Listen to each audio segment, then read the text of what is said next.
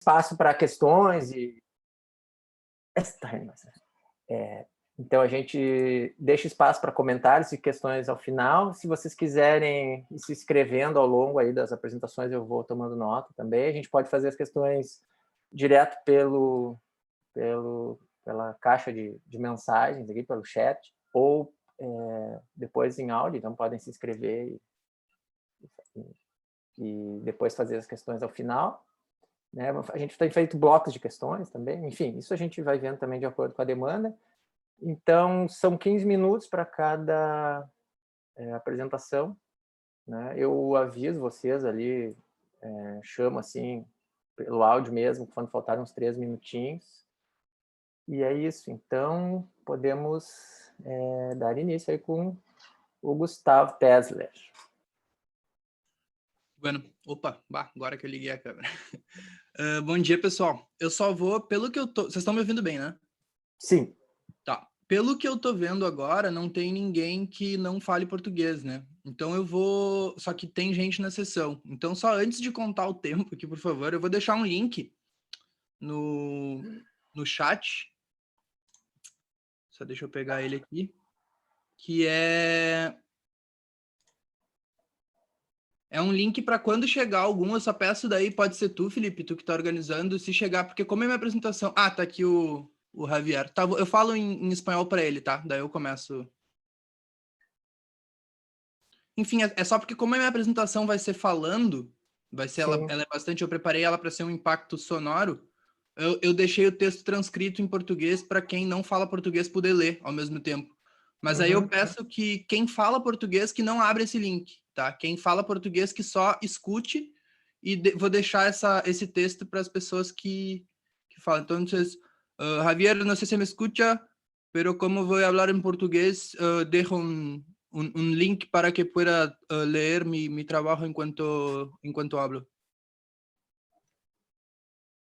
E é isso. Agora eu vou fechar minha câmera e para deixar só o som mesmo com vocês, mas vocês fiquem à vontade para ficar com a câmera ligada, fazer assim o que bem entenderem.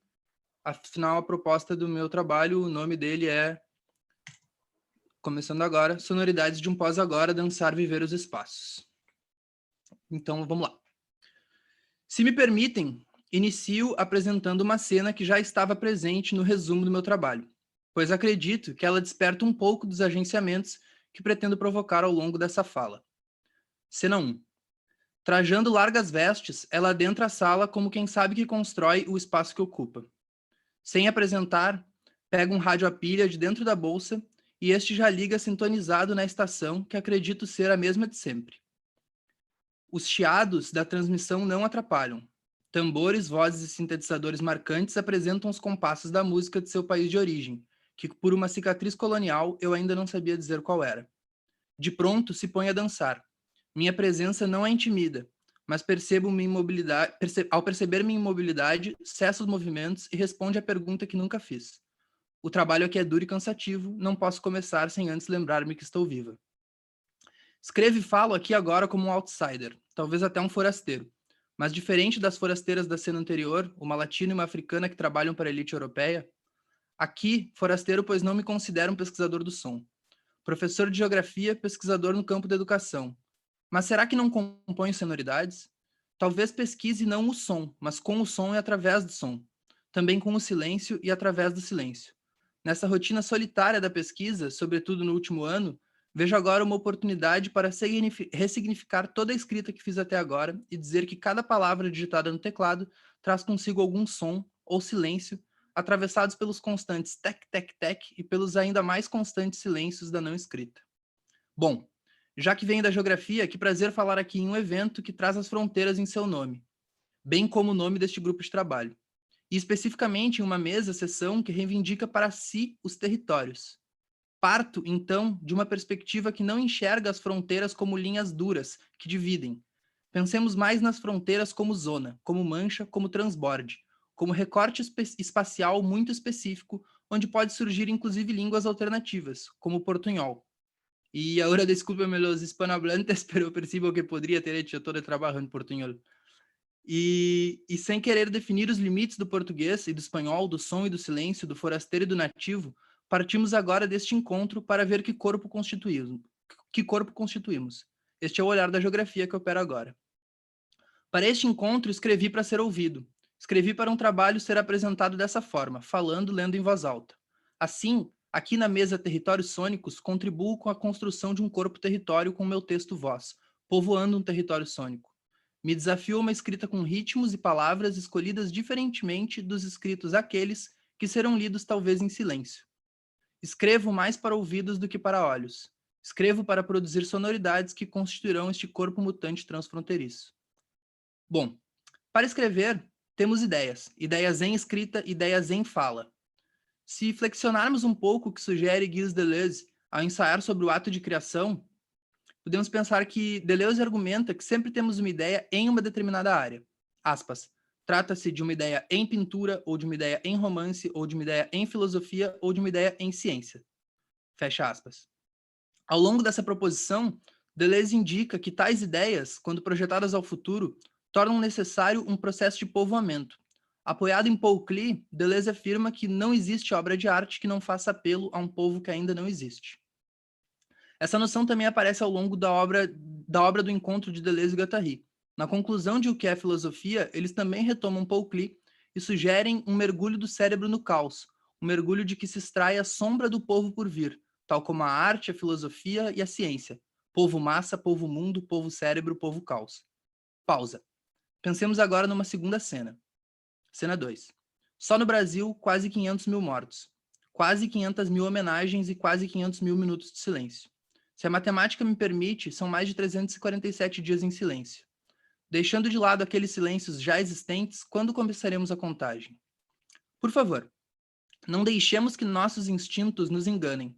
Vamos repensar um pouco sobre o caos. Não vamos deixar que, por um impulso, ao nos depararmos com o mundo, ou especificamente com a situação do Brasil, rotulemos o agora como caos.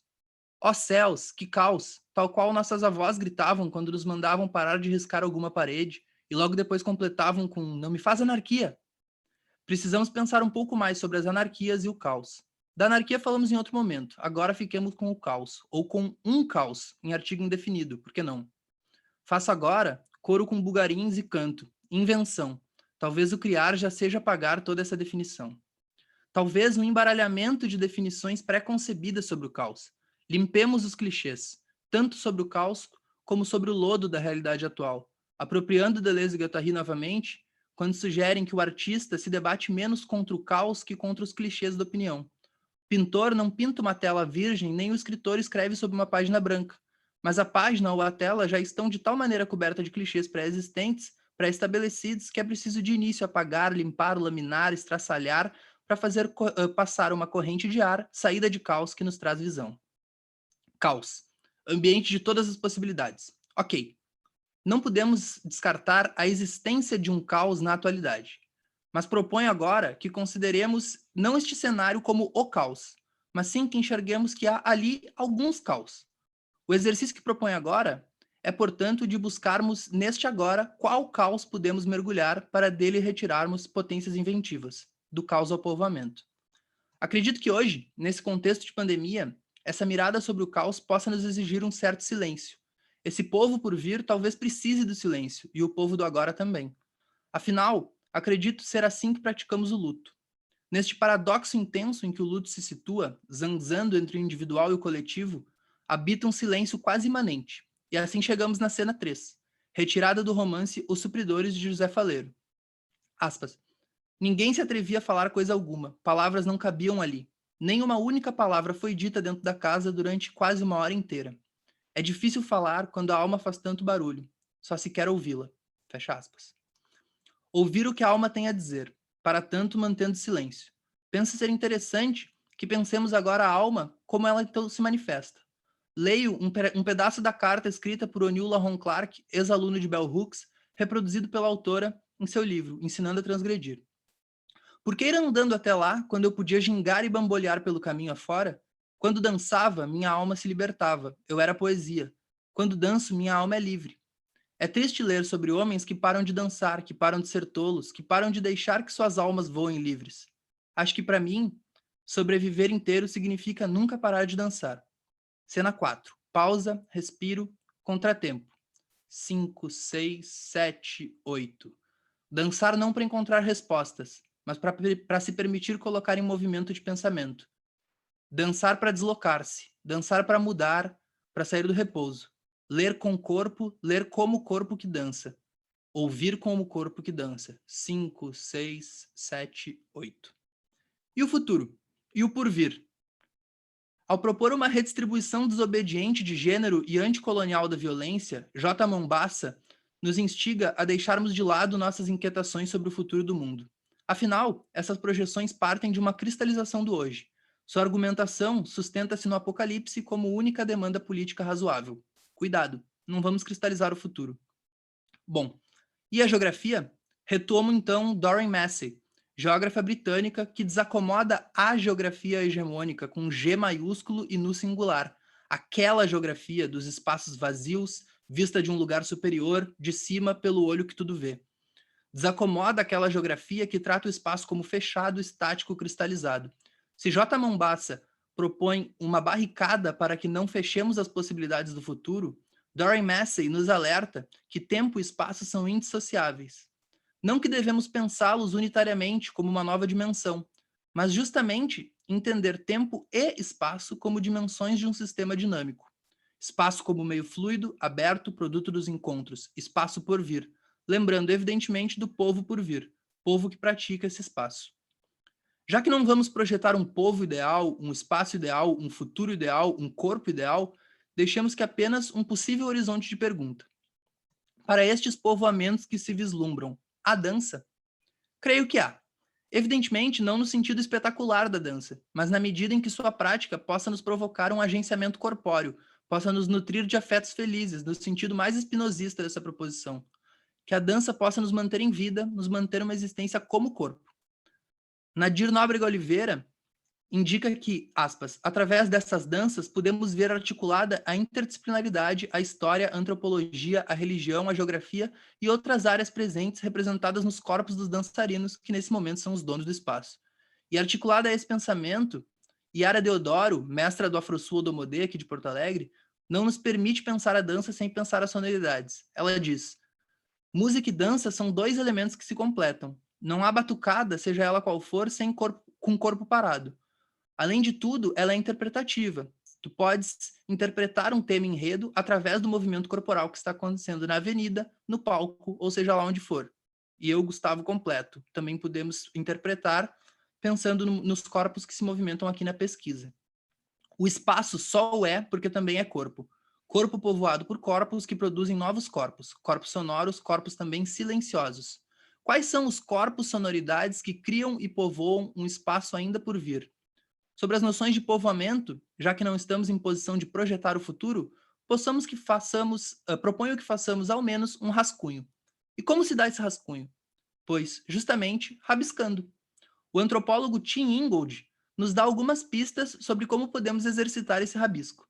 Se em Mil Platôs, Deleuze e Guattari já propunham que somos feitos de linhas, linhas que se conjugam com outras linhas, linhas que criam variação da própria linha de escrita, linhas que estão entre as linhas de escrita, a articulação de Ingold é um pouco mais radical, propondo que toda coisa é um parlamento de linhas.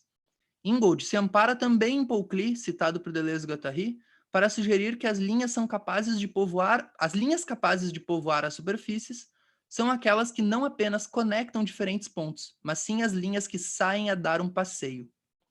Assim, o autor propõe uma nova formulação sobre o conceito de lugar, esse que é tão caro à geografia. Ingold propõe que entendamos o lugar não mais como aquele circunscrito a uma determinada área, fechada neste traçado. Assim como Doreen Massey alertava que o espacialmente fechado está também fechado às possibilidades do futuro e da política.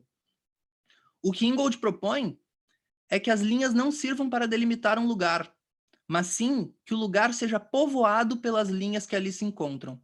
Linhas que se embaraçam, que fazem do encontro um tecido, construindo verdadeiramente a superfície do lugar. Linhas que saíram a passear livremente e se encontram, assim como Paul Klee sugeria. Cena 5. Agora, por fim, proponho que articulemos todas as referências aqui trazidas.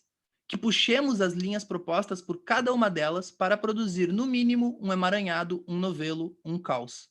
Porém, não seguirei exatamente a proposta de Paul Klee, chamando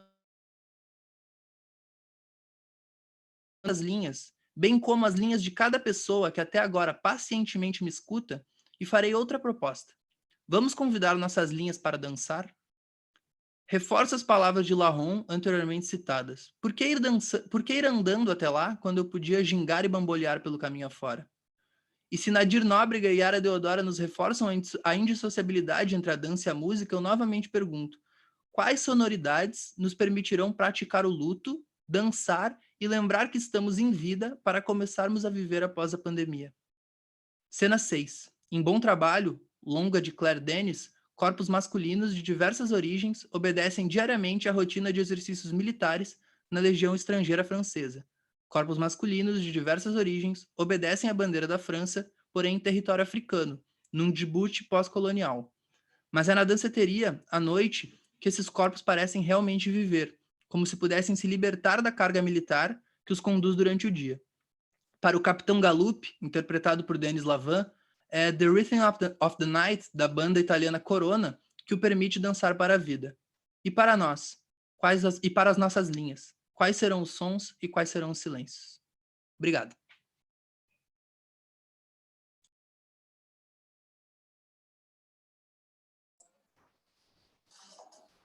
Muito bem.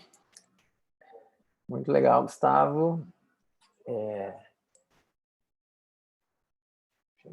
Chegou a dar uma vontade de silêncio, né? Depois, mas vamos seguindo.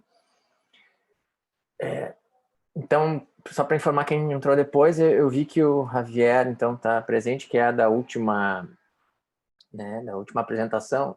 O Javier e a Sara também. A gente testa ali um pouquinho antes de vocês apresentarem. A gente fez a primeira, tá? Apresentação. Hicimos a primeira apresentação.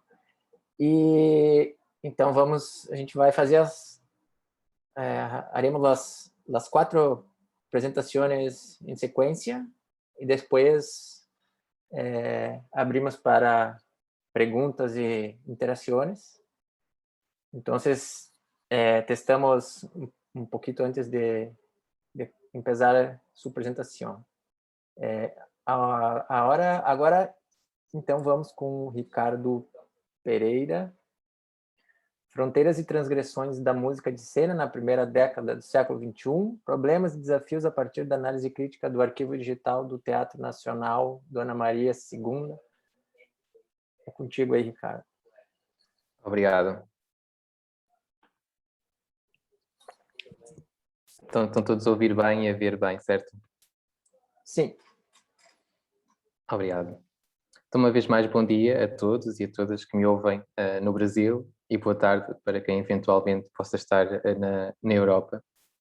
A minha comunicação, Fronteiras e Transgressões da Música de Cena na primeira década do século XXI, problemas e desafios a partir de uma análise crítica do arquivo digital do Teatro Nacional Dona Maria II, o principal teatro no coração de Lisboa, em pleno Rossio, propõe olhar as práticas do teatro contemporâneo em Portugal, refletindo sobre a relação que este estabelece com a música e o som na primeira década do século XXI.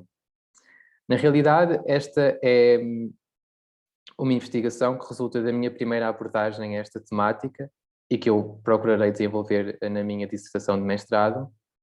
E a análise que eu apresentarei é, como explico no resumo, e por força dos constrangimentos da pandemia da Covid-19, à investigação e à pesquisa em arquivo, circunscrita então ao arquivo digital que está disponível no site do Teatro Nacional Dona Maria II. Este arquivo reúne informação sobre todos os espetáculos levados a cena no Teatro Nacional entre o ano de 1999 e 2021, e ainda de espetáculos que aconteceram fora do teatro, mas que são coproduzidos pela mesma instituição. Contudo, nesta minha análise, eu vou circunscrever-me aos 10 primeiros anos do atual século, portanto, desde 2000 a 2010. E por se tratar de uma primeira abordagem, como eu referi, a análise será sobretudo descritiva, não deixando de apontar questões relevantes tanto a nível teórico como metodológico, sempre que pertinente. Eu gostaria então de começar por lembrar que a relação da música com o drama é tão antiga quanto o próprio drama, portanto não é um assunto recente. As tragédias clássicas, teorizadas por filósofos como Platão e Aristóteles, dão bem conta ilustram bem esse vínculo. No entanto, estas duas expressões artísticas experienciaram individualmente profundas transformações ao longo dos séculos, criando uma história e um conjunto de sinais próprios que nós facilmente reconhecemos e que estão há muito presentes na academia. Parte dessa história diz respeito à sua associação, expressa de forma evidente em géneros como a ópera ou o teatro musical, mas aos quais não se circunscreve. E, portanto, com esta comunicação, eu pretendo olhar criticamente a relação entre estes dois meios, o meio musical e o meio teatral, na sequência das teorias pós-dramáticas e das várias práticas artísticas contemporâneas, que revelam uma relação entre estes dois meios cada vez mais híbrida e significativa na produção de signos fundamentais à compreensão e leitura da dramaturgia atual, constituindo em alguns casos a sua própria base. Então, antes de avançarmos, só dizer que o primeiro problema ou o primeiro desafio com que eu me deparei foi que este arquivo, apesar de conter e de registar todos os espetáculos, ele é por vezes parco em informação.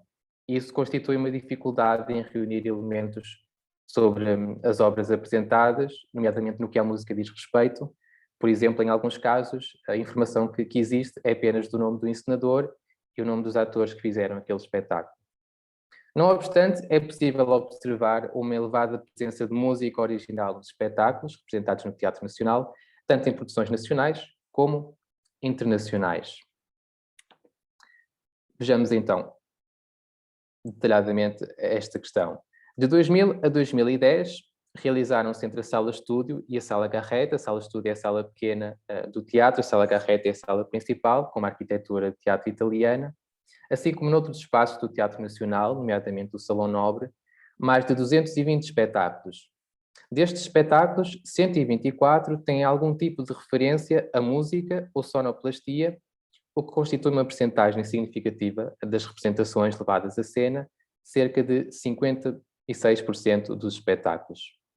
A maioria destas 124 referências dizem então respeito a música ou música original. São cerca de 103. Ou seja, no total destas referências, 90% dizem respeito a composições originais para os espetáculos. 11 referências indicam a presença exclusiva de sonoplastia e 10 a presença de som ou desenho de som. Dos 113 espetáculos que têm música original, 21 indicam a presença de variadas formações, desde orquestras completas a pequenos ensembles ou instrumentistas solo. Destes espetáculos fazem parte, por exemplo, Fungagá MP3, apresentada em 2008, com a encenação do encenador argentino Claudio Walkman, com música de José Barata Moura e arranjos de Daniel Schwetz, descrito como um espetáculo que oscila sempre entre o concerto coreografado e a encenação teatral, e que apresenta um pequeno ensemble com bateria, piano, violino, trombone baixo e guitarra elétrica. Outro exemplo é A Filha Rebelde, um espetáculo de 2007, com encenação e dramaturgia de Helena Pimenta, com direção musical de João Cabrita e do qual não é indicada a música que foi interpretada, ou que terá sido interpretada. Com participação de orquestras completas, podemos, por exemplo, destacar a ópera de António José da Silva, Guerras de Alecrim e Manjerona, realizada no ano 2006, com direção musical de Stefan Bull e direção cênica de Paulo Matos e orquestra barroca Capela Real. A estes espetáculos poderíamos ainda acrescentar musicais, como o Sweeney Todd, realizado em 2007, com uma encenação de João Lourenço e com direção musical de João Paulo Santos. Ou ainda o espetáculo duplo, realizado em 2004, com encenação de Luís Madureira e que tinha música de Franz Schubert e de João Madureira, um compositor vivo, interpretada pelo pianista João Vasco de Almeida. Os compositores que integram o arquivo digital do Teatro Nacional Dona Maria formam um grupo bastante heterogéneo, diversificado não só em géneros e práticas musicais. A lista com cerca de 70 nomes, dos quais fazem parte os compositores de música eletrónica, de música improvisada, música erudita, jazz, pop ou cantautores, é de facto muito, muito vasta. E no caso da música erudita, é possível fazer uma divisão entre música adaptada de compositores que já faleceram, que fazem parte da história, do cânon da música ocidental, e um outro grupo de compositores contemporâneos que escrevem diretamente para aqueles espetáculos em colaboração com a equipa artística. Em relação à adaptação de música de compositores já falecidos, poderíamos destacar, por exemplo, o caso de Erik Satie, com um espetáculo realizado em 2010, ou então o compositor português, Fernando Lopes Graça, que teve em 2006 um espetáculo sobre a sua história, um espetáculo biográfico intitulado Casa de Lenha, com texto de António Torrado e encenação de João Mota. Com relação a outros compositores contemporâneos, é possível identificar espetáculos com estéticas variadas, desde compositores como António Pinhos Varga, que escreveu Berenice Concertante, de 2005, ou Vítor Rua, que escreveu música para um espetáculo Um Auto para Jerusalém e Um Hamlet a Mais, Filipe Raposo, Luís Bragança Gil, Pedro Junqueira Maia, José Júlio Lopes, Daniel Schvetz, entre outros. Já no domínio do jazz, podemos então destacar Mário Lajinha, um pianista e compositor português, que fez música para este espetáculo, estudo para Ricardo III, um ensaio sobre o poder, em 2003, ou o jovem pianista Filipe Melo, que escreveu música para a Canção do Val, em 2008, assim como Marco Franco. Existe ainda música de cena composta por cantautores, como é o caso de João Gil, que escreveu música para o espetáculo Um Ano do Pensamento Mágico, em 2009, ou José Mário Branco, que escreveu em 2010 música para o espetáculo 1974, ou ainda Jorge Palma, no espetáculo Começar e Acabar. Depois, para além destes compositores, podemos ainda destacar duas outras categorias, a sonoplastia, e neste caso os principais sonoplastas que têm colaborado com o Teatro Nacional, então Rui Damaso, que fez a sonoplastia do espetáculo Vermelho Transparente, Boneca, um elétrico chamado Desejo, Sérgio Delgado, que colaborou no espetáculo Um Homem Elefante e Loucos por Amor, também Sérgio Milhano, entre outros. E ainda uma última categoria, esta de desenho de som, cujo o principal nome que aparece no arquivo é então Francisco Leal, que colaborou nestes espetáculos. Os Donos dos Cães, Sondheim Sondheim, Um Hamlet a Mais, Breve Sumário da História de Deus, entre outros. E isto leva-nos então a pensar estes problemas entre fronteiras e transgressões neste campo específico, porque, por um lado, a diversidade de géneros e de percursos musicais presentes nas práticas teatrais leva-nos inevitavelmente a questionar a noção de fronteira e transgressão, por exemplo, no caso de espetáculos com músicos em palco, onde termina o papel do músico e onde começa o papel do ator, etc. Há, no entanto, um outro desafio para o qual eu gostaria de chamar a atenção e onde a mobilização do conceito de fronteira e transgressão se mostram particularmente pertinentes. Ao reunir as informações de cada programa presentes no arquivo, percebe-se uma grande variedade de designações atribuídas à música. Contam-se pelo menos 9 diferentes: banda sonora, música original, música, direção musical, concepção sonora, sonoplastia, som, desenho de som e orgânica sonora. Ora, que tipo de material musical / sonora estas designações enunciam, nem sempre é fácil perceber, sendo que em alguns casos elas são cumulativas, construídas em simbiose com o espetáculo e os demais elementos dramatúrgicos. Por exemplo, no espetáculo Horas do Diabo, realizado em 2004, com textos de Fernando Pessoa e encenação de João Brites, é indicado como responsável pela sonoplastia Sérgio Milhano. Será que isso significa que a peça não tinha música original? Não é claro, uma vez que sonoplastia é um termo lato, usado no teatro para descrever o trabalho sonoro, geralmente realizado em diálogo com o encenador, e pode incluir efeitos sonoros, paisagens sonoras ou mesmo música original. Já no caso da peça Amor de Perdição, ou Goodbye My Love, Goodbye, As Long As You Remember Me, I Will Never Be Too Far, um título comprido de 2007, encenado por Ricardo Moura e Vera Paz. Este espetáculo tem não só música original, do coletivo das Entranhas, mas tem também sonoplastia de Paulo Lázaro. Ora, qual o grau de comunicação entre música e sonoplastia é também uma questão pertinente que importaria esclarecer para perceber a relação, então, entre música, ambiente sonoro e a função que cada um desempenha, ou os dois em conjunto, no espetáculo. Por outro lado, as designações de som e desenho de som parecem apontar para uma dimensão mais técnica ou prática da sonorização. Contudo, em alguns espetáculos, como é o caso de Serviço de Amores, de 2004, encenado por Maria Emília Correia, a única referência musical que encontramos é a designação som, não sendo possível perceber o que é que isso significa, qual é a participação do elemento sonoro no espetáculo, nem se existe música, nem se essa música é ou não original. Já no caso de direção musical, embora o seu significado pareça evidente, pelo menos quando falamos no campo da música orquestral, portanto, a direção musical diz respeito àquele que dirige a orquestra, quando ela é aplicada ao universo teatral, ela parece revestir-se de uma certa ambiguidade. Pode muito bem referir-se a essa tradicional função, um sinónimo para maestro, mas nesses casos nem sempre é claro que a música é que está a ser interpretada. Por exemplo, no espetáculo A Filha Rebelde, de 2007, que vimos no início, João Cabrita é então responsável pela direção musical, o que se percebe e o que se justifica porque existe um pequeno ensemble de músicos. No entanto, não se menciona quem é o compositor nem que música é que está a ser interpretada. Pode dar-se o caso de João Cabrita ser responsável pela direção musical e ter composto também música original, até porque ele é também compositor. Em qualquer dos casos, isso não é claro ou não fica claro através do arquivo. Assim, além de um problema semântico, no sentido em que, em alguns casos, as palavras usadas parecem designar determinadas contribuições, para designar determinada contribuição, são usadas aparentemente de forma arbitrária, estas questões parecem apontar uma especificidade da natureza da música de cena, que combina de forma bastante híbrida elementos musicais com elementos sonoros, criando uma partitura cênica complexa e que exige uma análise individual cuidada.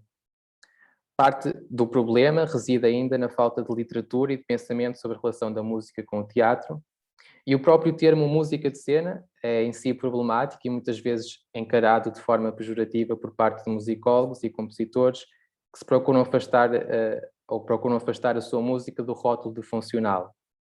Ainda assim, foi possível e é possível identificar um número significativo de espetáculos que apresentam música original, criada de propósito para aqueles espetáculos, e uma relação intensa entre compositores dos mais variados géneros musicais, com os mais variados percursos, sendo que em alguns casos, como vimos, a música é interpretada ao vivo e o que, penso, justifica o interesse por esta área de estudo. Importa naturalmente perceber qual o grau de comunicabilidade entre música e encenação, entre a ação dos músicos quando estão em palco e a dramaturgia, que tipo de poética e discurso é possível construir quando ultrapassamos estas fronteiras que se constituem muito fluídas no teatro. E ainda de um ponto de vista musicológico, importa perceber que património sonoro e musical é este e como é que nós o explicamos e relacionamos com a história da música geral. Muito obrigado pela vossa atenção. Muito bem. Obrigado, Ricardo. Obrigado. Eu estou avisando só pela caixinha de diálogos ali o tempo, acho que então... Heloísa, pode, para não jogar aquele áudio, já que a gente está, né, trabalhando com som, para não jogar aquele áudio ali. Então, dá uma olhada. Então, agora a gente fica com a apresentação da Heloísa Duarte Valente, Gourmet Musical, a recriação da escuta e performance em períodos de pandemia. Fica à vontade. Bom dia a todo mundo.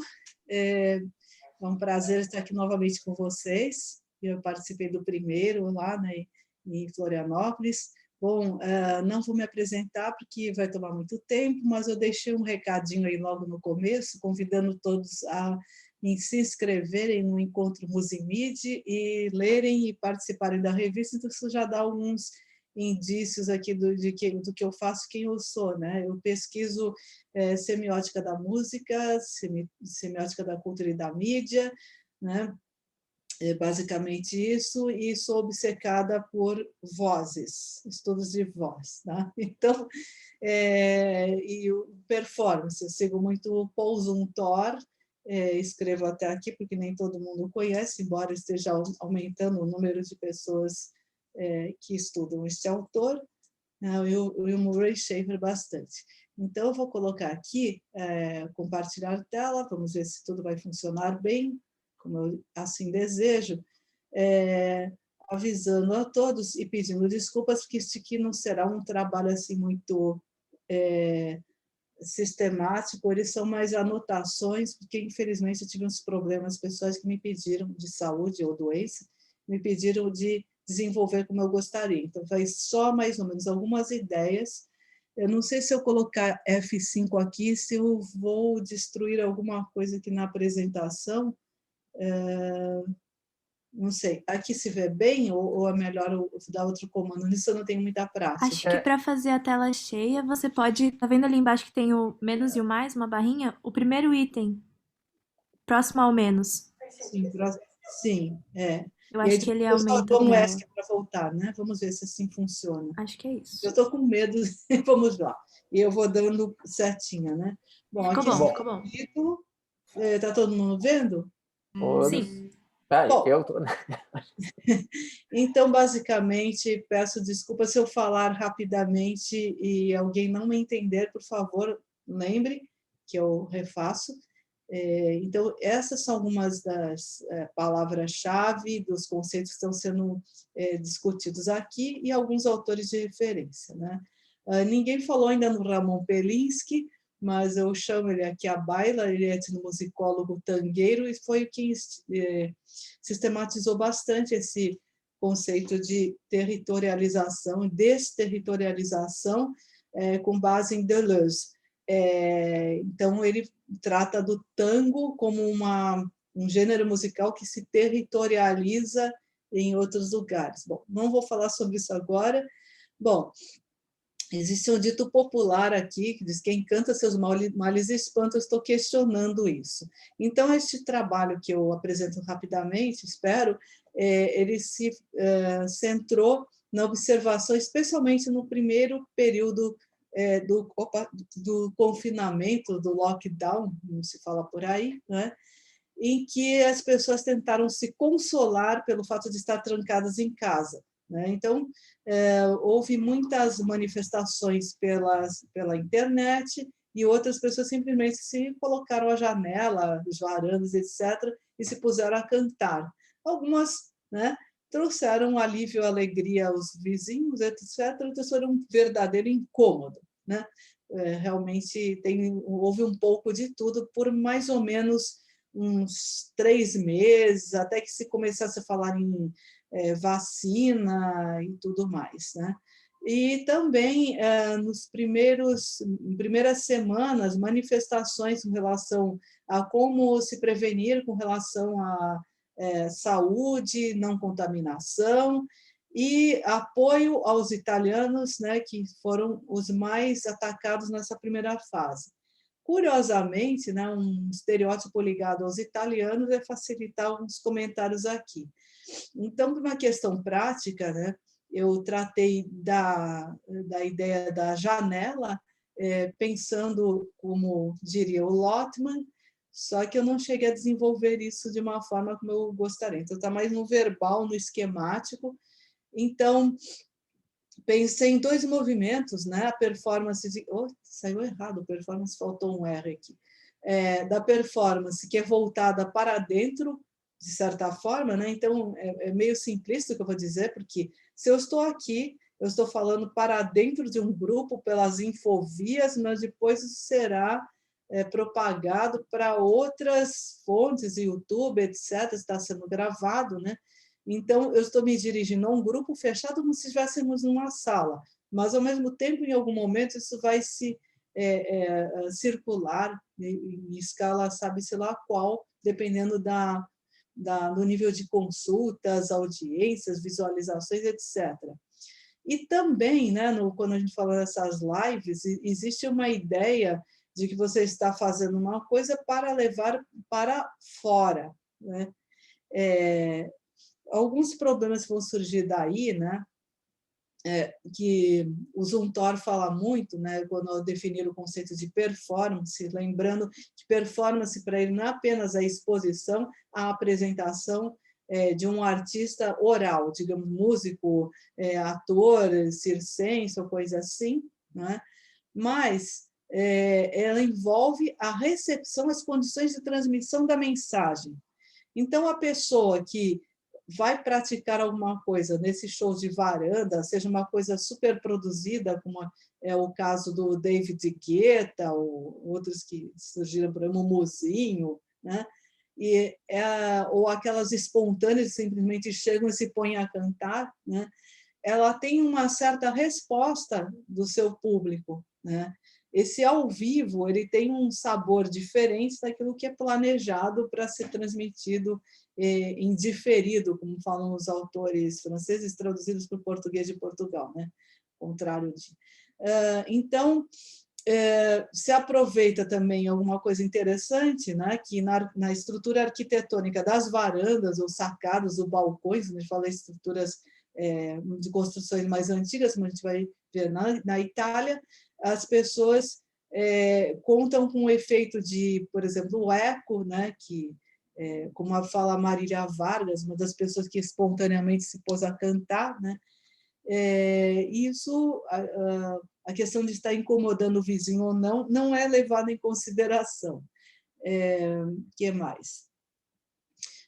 Então, quando a gente pensa nessas chamadas lives, né? Os ao vivo, a gente vê, geralmente, o rosto, quando muito uma parte superior do tórax, né, do peito, assim, né, a não ser quando alguma coisa muito profissional, né, com uma cara assim de doméstico limitado, mas geralmente as que são feitas assim como nós, a gente não vê mais que 2 dimensões, sem as outras condições, né, da apresentação ao vivo, que tem o tato, que tem o odor, que, enfim, né? E temos alguma limitação técnica, né, na qualidade, né, da visualização, da escuta e da transmissão dos dados. E a gente acaba tendo uma ubiquidade, que estamos em todo lugar, apesar da distância. O que acaba sendo estranho, né, dessa precariedade, que às vezes ela é forjada, ela é falsa, né?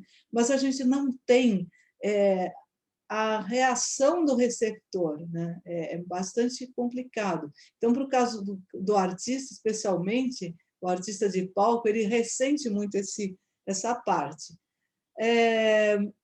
Bom, pegando o caso específico da Itália, né, de onde surgiram algumas manifestações documentadas, também manifestações de apoio, né? Lombardia foi muito massacrada, apareceu muito, né? Eu realizei um projeto de pesquisa faz um tempo que era sobre os italianos em São Paulo, né? E aí então ficou muito claro alguns estereótipos que realmente eles se afirmam, né? E também que essa questão da musicalidade como um traço distintivo, que caracteriza o italiano, ele se reforçou aqui. Também algo que a gente meio descarta, mas parece presente, é que não existe um rechaço, como hoje se faz, por exemplo, em relação à música de tradição mais culta. Ópera, por exemplo, é algo extremamente popular, e nos exemplos que eu pude consultar, eu percebi que essa ópera ela é bem recebida pelas pessoas mais jovens, enfim, ela não há nada de pejorativo, não há nada de restritivo, isso parece uma construção nossa, aqui do Brasil, pelo menos. Tá? E aí vamos aqui a alguns estudos, eu coloquei trechos dos vídeos, até porque, se eu conseguir mostrar, se houver algum tempinho, eu tenho certeza que o YouTube vai cortar. Então, algumas são até documentadas por redes de TV, né, como sequências na Itália, em vários locais se manifestando.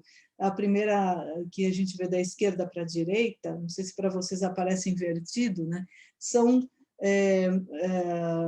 varandas de prédios assim, de classe média, né, em que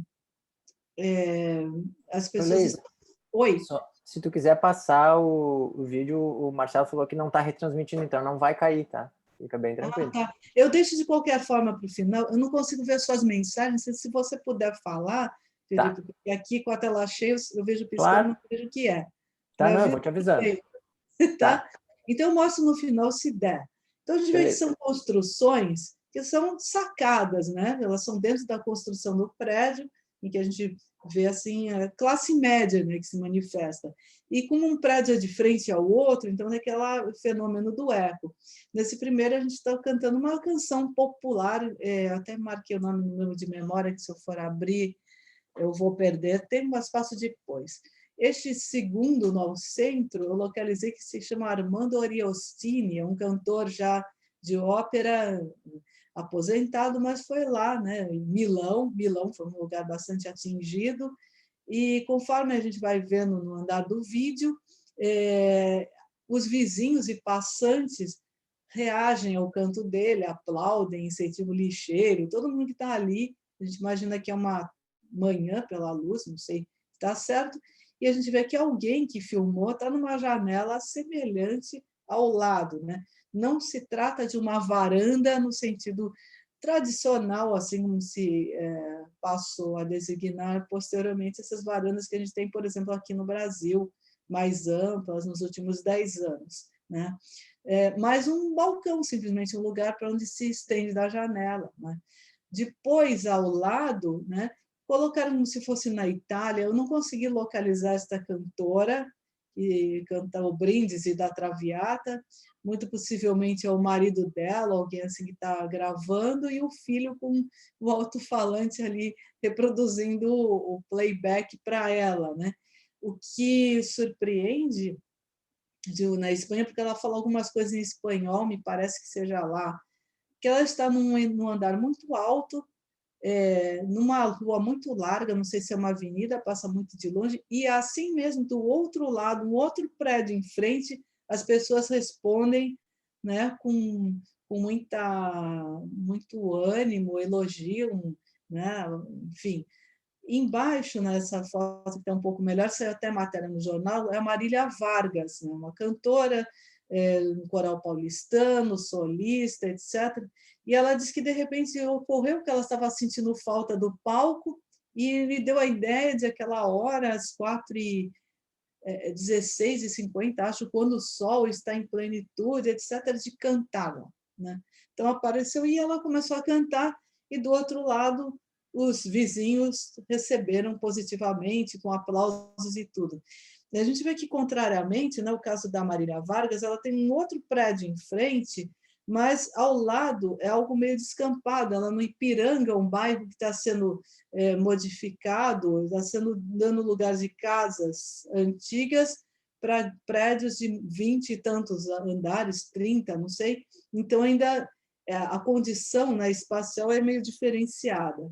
Depois, alguma coisa, esse aqui, se der tempo, eu gostaria de mostrar, que eu achei um dos mais comoventes. Um grupo de pessoas que moram numa rua, um condomínio, ou bairro, talvez, em Bamberg, na Baviera, que se põe a fazer uma homenagem de apoio aos italianos e canta Bella Ciao. E a gente vê que eles estão em cima de marquises, não são varandas, não é nada disso. A gente vê um senhor ali embaixo que bate a tampa do lixo, uma outra senhora improvisa com pandeiro pela janela da cozinha, e todos pegaram, acredito que comandados pelo músico ali que toca o teclado, né? Aprenderam a canção, aprenderam a pronúncia, e isso tem uma participação assim que a gente vê crianças segurando a bandeira da Itália. Como isso foi parar, The Guardian, né, registrou isso. Aqui, uma outra cena, aqui é uma outra produção, que já parece, é uma outra coisa, né? Mostrar o mundo, digamos assim, uma cidade de Varallo, no Piemonte. 13 minutos foi já, Elis, tá? Tá, obrigada. Varallo, então, que eles fazem um movimento em que o pianista sai carregado num caminhão, né, de mudança ou coisa assim, um caminhonete, e sai tocando Odeon de Ernesto Nazaré, e a cidade vai vendo. Tem drones que captam a cena de cima, enfim.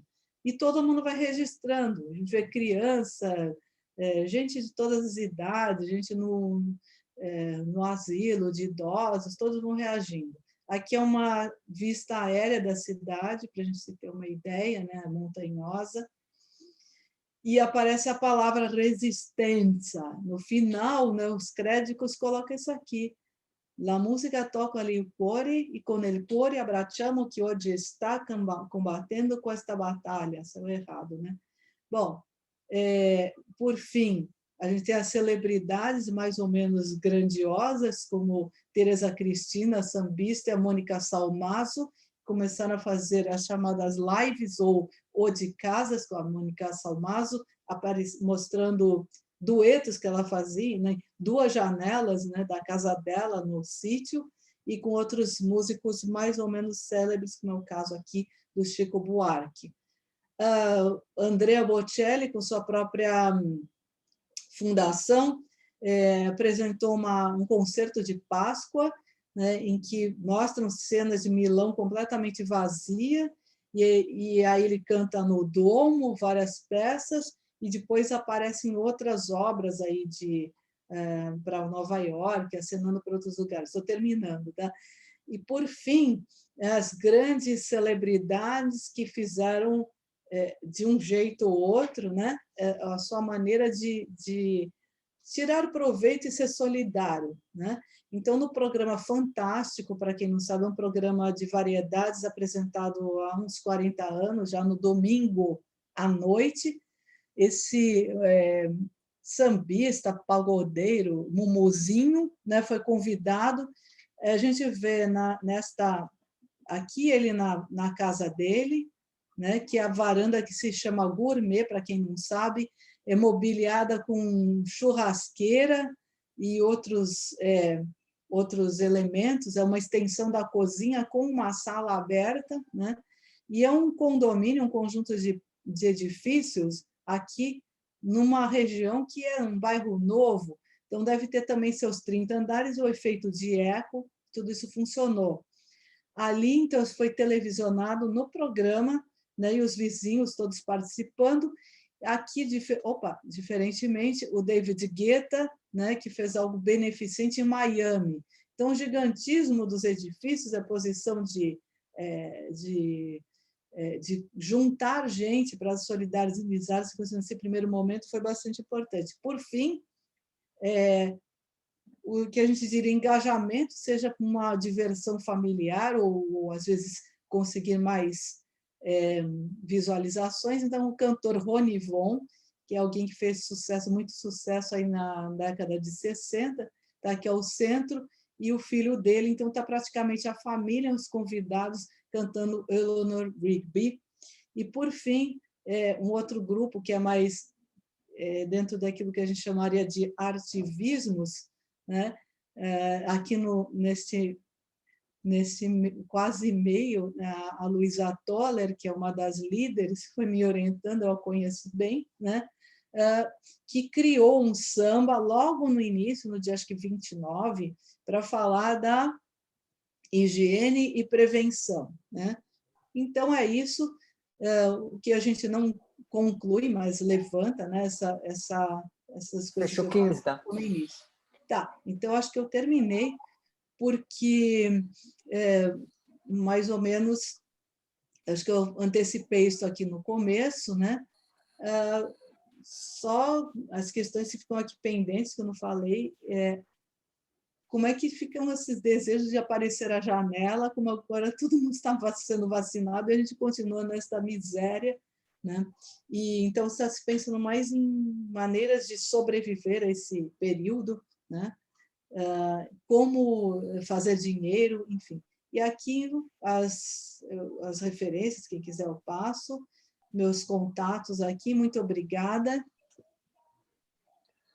Obrigado, Heloísa. Muito bom. Mumuzinho. Então, vamos para a última apresentação. Aí agora tem essa questão que a gente vai ter que fazer uma espécie de um teste aí.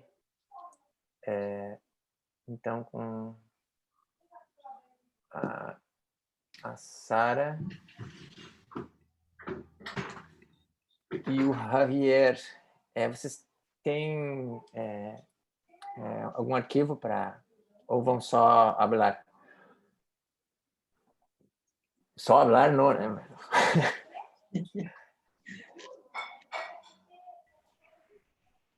Hola. Olá. ¿Qué tal? Estamos en la misma habitación. Se está replicando. Sí, está con un poquito de eco. Sí, ¿ya? De delay. Y ahora está mejor. Ok. Pues muchas gracias. Un saludo. Buenos días. Espero estén bien. Vamos a presentar un trabajo. Yo creo que está un poco... Bájale un poquito. Perdón. Tranquilo. Ya no hay eco, ¿verdad? Ahora está mejor. Sí, claro. Okay. Sí, es un trabajo acerca de un poco cómo está la cuestión de los músicos, sobre todo jóvenes, aquí en la frontera en Tijuana, a raíz de la pandemia de COVID, ¿no? Es decir, es un planteamiento acerca de cómo ellos están viviendo la pandemia y cómo les ha afectado en su desarrollo tanto musical como de su vida cotidiana, ¿no? Estamos hablando de jóvenes de entre 18 y 25 años que son músicos, pero que también se dedican a otras cosas como estudiar, etcétera, ¿no? Entonces, Sara nos va a dar un poco el preámbulo, la introducción de el contexto de la música aquí en Tijuana. Tijuana es una ciudad que está es la primera ciudad de México. De hecho, el lema de la ciudad es aquí inicia la patria, y bueno, esta es una frontera con San Diego, Estados Unidos. Entonces, bueno, Sara nos va a poner un poco en contexto acerca de los sonidos que habitualmente se escuchan por aquí.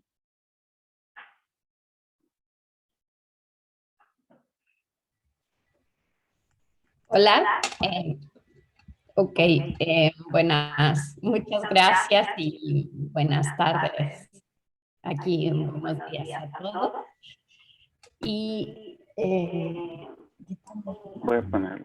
Sara o Javier, creo que cuando es necesario que Javier cierre el micrófono. Sí. Ok. Bueno, brevemente. Ok, gracias. La ciudad de Tijuana es una ciudad compleja, puente y separación entre América Latina y el American Dream. Cada día centenares de personas cruzan la frontera para ir a trabajar al otro lado, mientras otros no lo logran.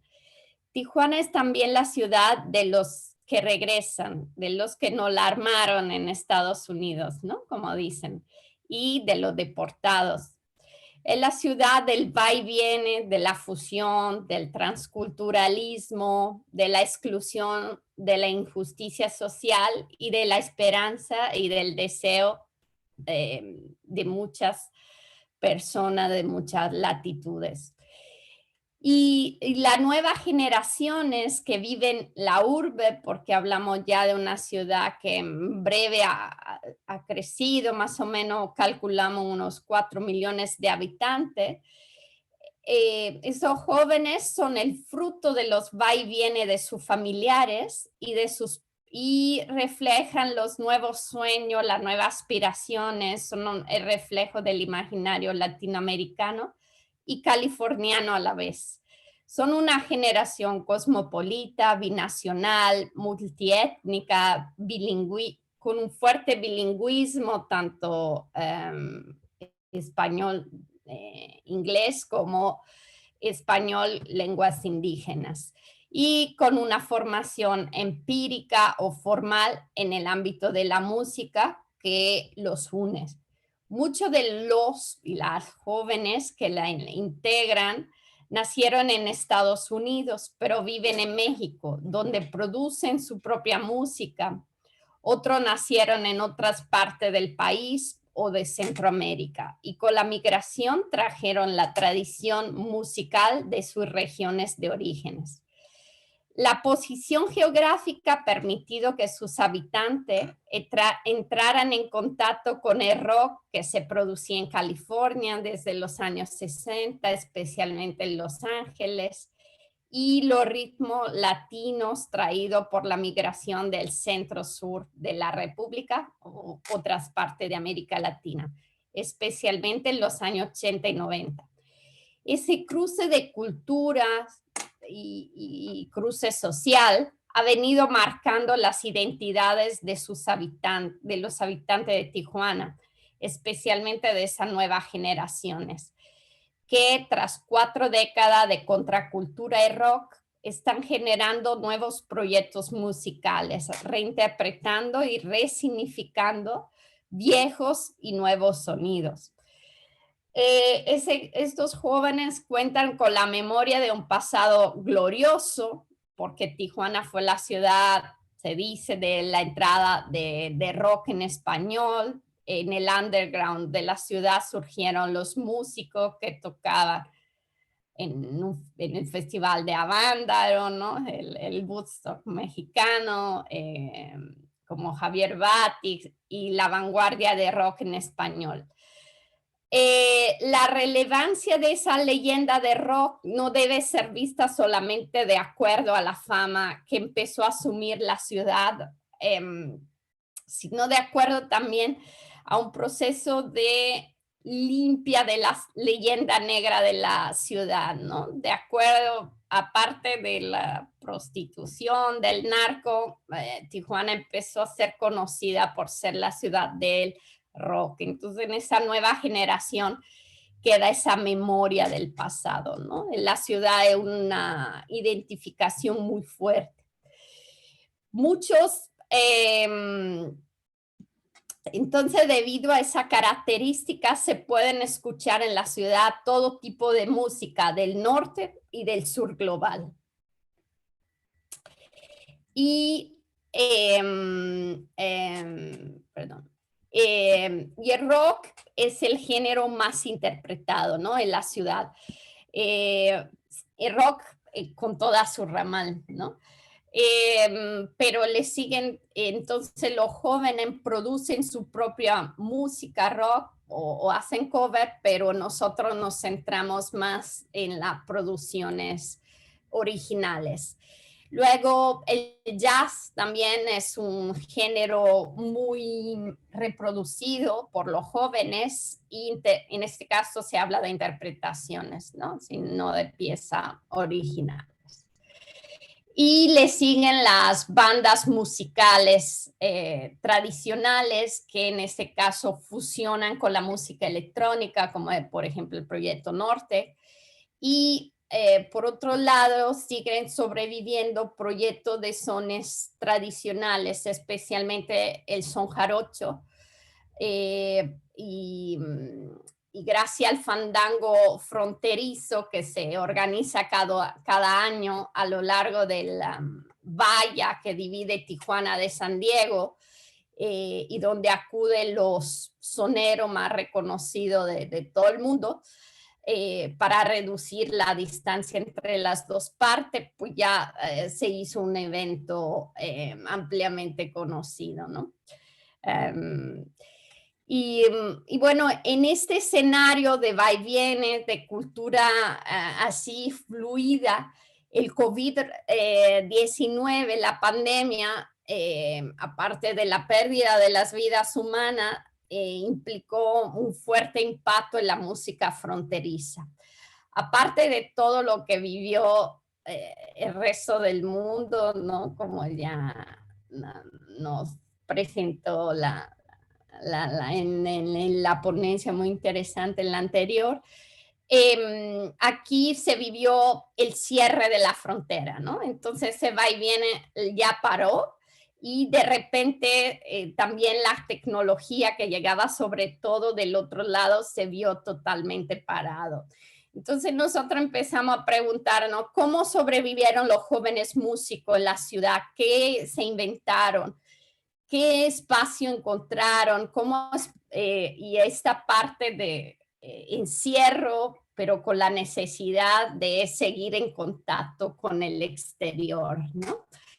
Entonces, bueno, en ese caso, Javier, que trabaja en el CEART, en el Centro Estatal de las Artes, organizó un proyecto musical que se llama Sesión en el Limbo y que empezó en el mes de junio de 2020 y donde invitó a varios grupos de jóvenes, grupo reducido, ahora nos explicará un poco más, a compartir su experiencia a través de grabaciones de entrevista y representaciones de su música. Entonces, Javier, te cedo la palabra para que siga.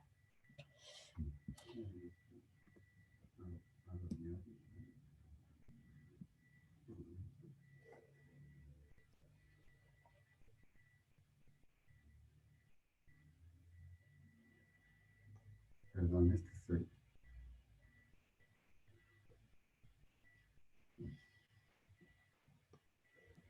Pues, Ok.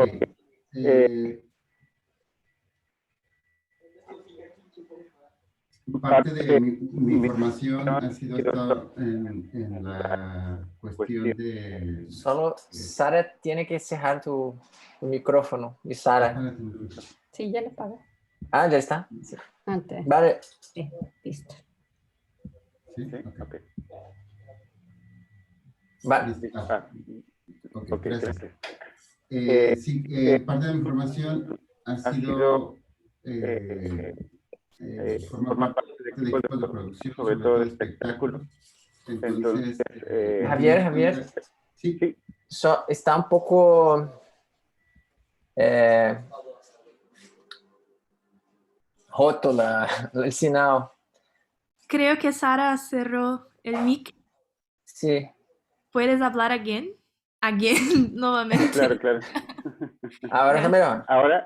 ¿Ahora ya? Mejor. Está mejor. Sí. Sí. Perfecto. Okay, listo. Gracias. No, de qué. Gracias a ustedes. Bueno, parte de la información ha sido formar parte de equipos de producción, sobre todo de espectáculos. Y bueno, parte de las cuestiones que nos preguntábamos era sobre todo que pasamos de una espectacularidad, es decir, de esos grandes shows, no solo de los grandes artistas, sino también de pequeños lugares, a lugares más encerrados, ¿no? Como las casas, como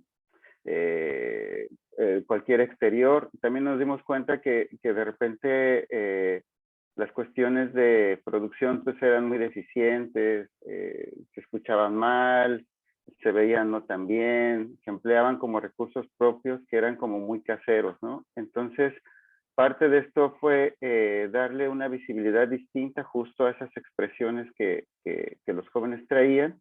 Y bueno, México es un país símbolo de la fusión que existe entre diferentes géneros y expresiones musicales.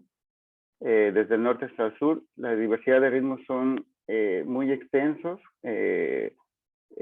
Por ejemplo, aquí en el norte, sobre todo está el rock, que son jarocho, la música de banda, y esto pues debido obviamente a la gran migración que se da hacia esta ciudad, ¿no? Tijuana es como ese centro de muchos ritmos, pero en pequeñas regiones. Es decir, está muy situada la región, por ejemplo, que escucha cierto tipo de música, ¿no? O la música de banda, o la música clásica, o el rock, ¿no? Está como, es muy clara como la separación que hay entre la gente que escucha y que además hace este tipo de música, ¿no? Y obviamente a finales del año pasado y hasta la fecha, pues estamos enfrentando esta pandemia que ha afectado nuestra normalidad, ¿no?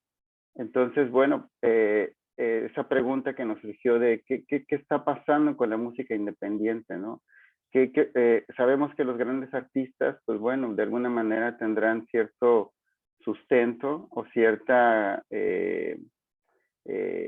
pues sí, capacidad de soportar económicamente, creativamente, etcétera, pero regularmente la música independiente siempre está relegada, ¿no? Hacia una suerte bueno, que finalmente ellos son los únicos que son capaces de poder salir de eso, ¿no? Entonces, sobre todo, bueno, la música independiente y además música independiente hecha por jóvenes, ¿no? Estamos hablando de música original y obviamente en un muestreo, es un muestreo pequeño, son 6 artistas, los cuales agarramos, todos en pequeños formatos, es decir, regularmente solistas o duetos debido a la cuestión de la pandemia, ¿no? Debido a las cuestiones sanitarias, y lo que quisimos darles es un poco pues más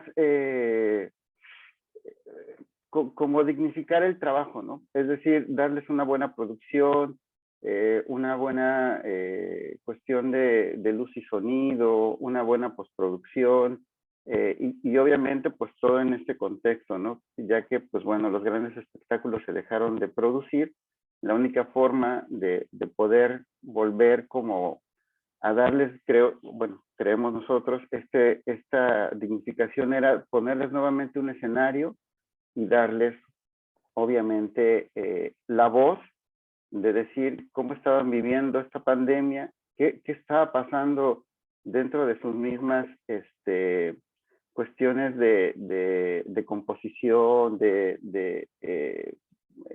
pues sí, de repente enfrentarse a una cuestión de encierro, y pues les brindamos un espacio justo para que ellos pudieran expresar todo eso, ¿no? Entonces,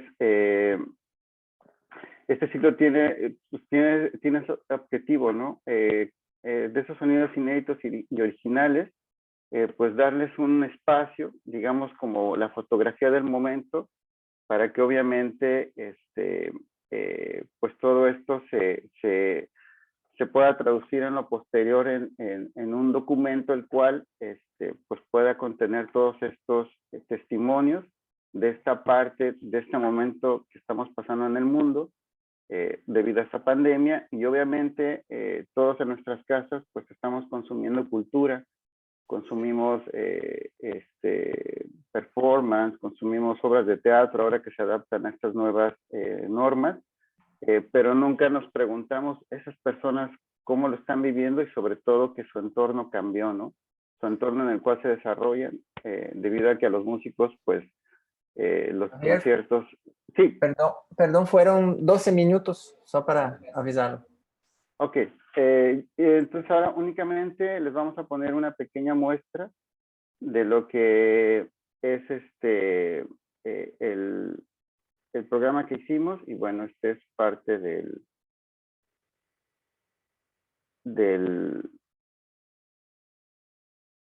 producto, ¿no?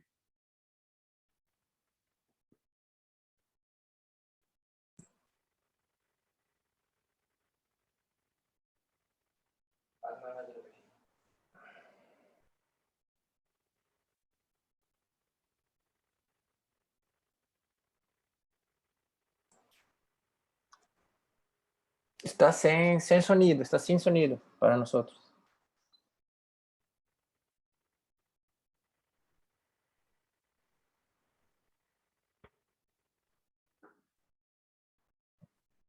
Javier.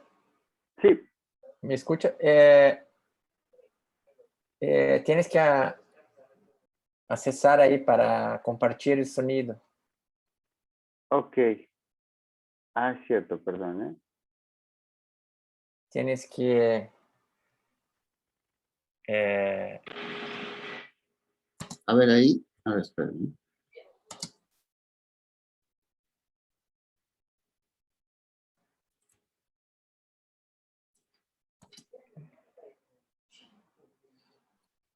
¿Se escucha ahora?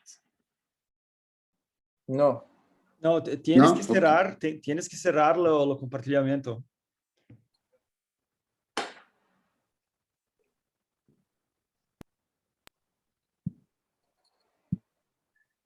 Empiece novamente e há de clicar no... Camila, pode auxiliar a gente com o teu espanhol, por gentileza? Só para avisar que eles precisam ligar os ícones ali de otimizar videoclipe e tal. Tem que parar o compartilhamento, Sí. senão vai ainda. Javier, ¿me escuchás? Y bueno, el programa se encuentra Javier. en YouTube y obviamente lo que queremos es replicar y no solamente dejarlo en la frontera, sino replicarlo en el centro del país y si es posible llevarlo a cualquier parte donde se pueda hacer, ¿no? Y es simplemente eso, darles a los artistas jóvenes, sobre todo, una exposición para que justo ellos puedan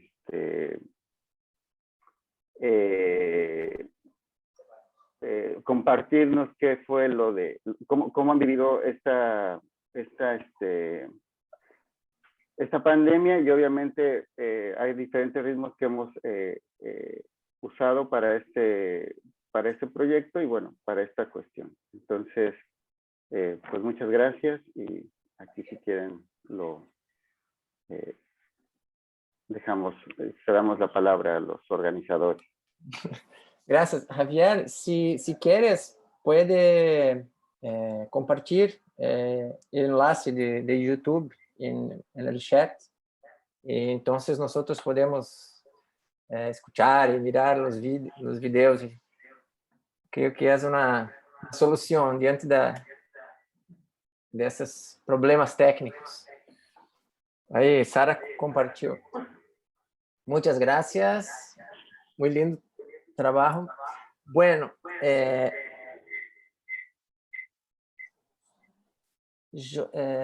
aqui estou mirando. Bom, agora estou num modo híbrido, modo fronteiriço. Gente, muito boas aí as apresentações. Agradeço muito a todos, né? Em nome aí da conferência, né?